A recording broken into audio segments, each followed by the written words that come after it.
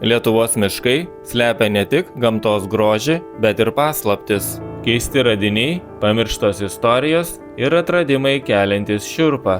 Kadangi esu sukūręs ne vieną vaizdo įrašą apie radinius Lietuvos miškuose, iš jų sudariau paslaptingiausių ir keisčiausių miško radinių top 10, kurie gali jūs nustebinti.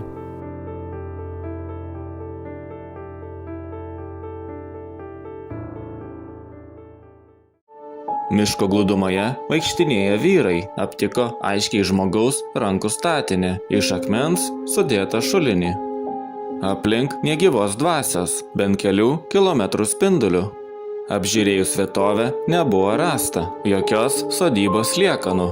Iškilo klausimas, kas viduryje miško pastatė tokį daiktą ir kokia jo istorija.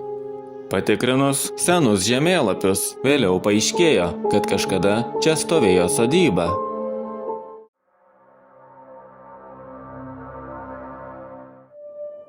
Pagrybauti išėję du vyrai, nusekusios pelkės dumble, rado ąžuolines žmonių skulptūras. Pasirodo, jose pavaizduoti Lietuvos partizanų vadai.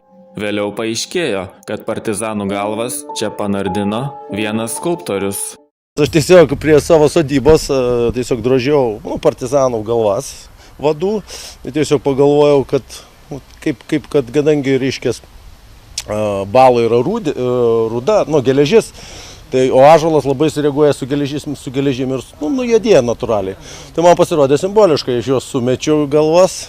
Galvoju, porą metų palaikysiu, pasižiūrėsiu, kaip tas medis sureaguoja, gal koks nors dar ir meninis efektas, ta prasme, toks natūralus gausis.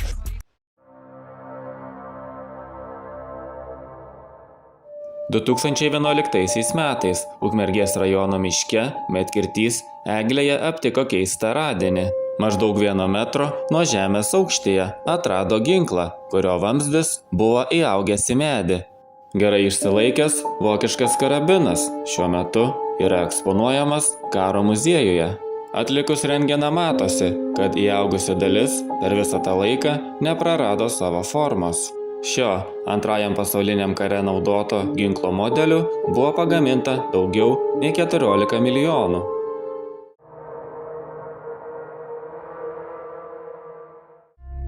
Tytuvėnų regioninio parko teritorijoje Kiaunorių miške 2014 metais įrenginėjant pažintinį taką buvo aptikti žmogaus palaikai.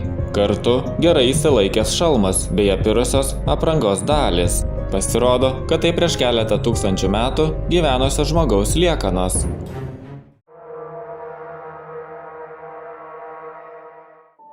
O štai čia vieno vyro miške aptiktas akmuo, kuris iki šiol yra neįminta mįslė.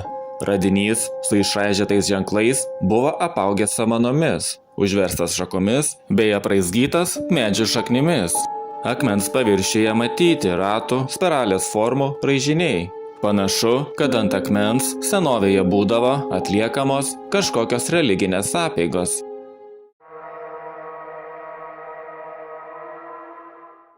Miške klajojęs vyras aptiko netikėtą vaizdą. Laužavietę, o šalia jos ant medžio sukabintus gyvūnų kaulus, o ant kelmo buvo sudėti puodai.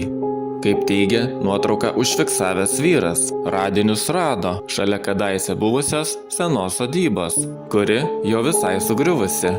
Tai panašu į kažkokį satanistų ritualą, galbūt buvo vykdomos apeigos aukojimas.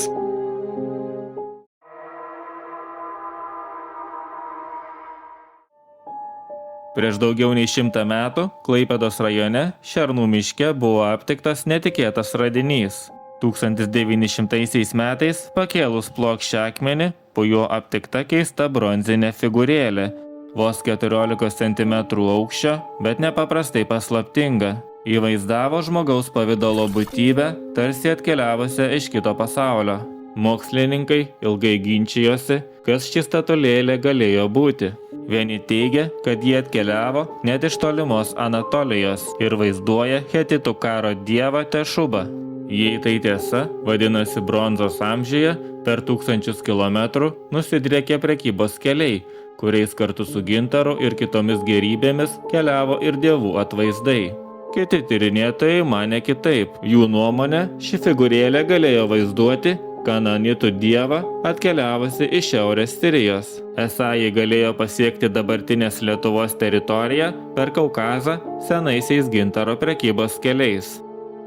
Iki Antrojo pasaulinio karo ši paslaptinga figūrėlė buvo saugoma Karaliaučiaus muziejuje.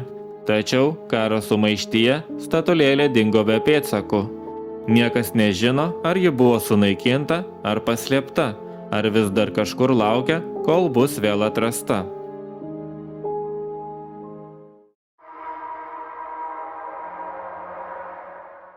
Rugsėjo 1-ąją į pažintinį žygį išėję turistai upės vingyje aptiko 5 žmonių kaukoles. Panašu, kad kaukolės yra vaikų. 4 kaukolėse matomos skylės, ko gero yra šautinės. Manoma, aukos buvo nušautos karo arba pokario laikotarpiu.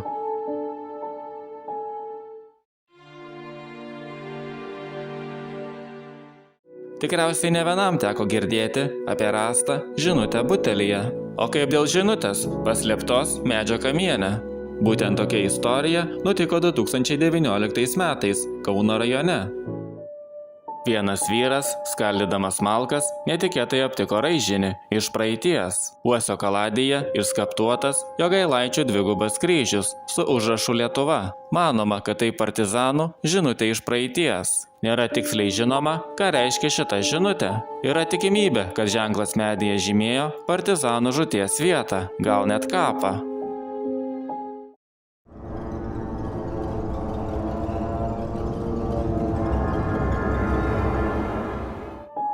Nuotykių ieškotojai nusprendė aplankyti apleistą koplyčią miške. Koplyčioje virvėmis jie nusileido į ten esančią kriptą. Radinys juos sukrėtė. Koplyčioje kažkada ilsėjosi daktaro Fischerio palaikai.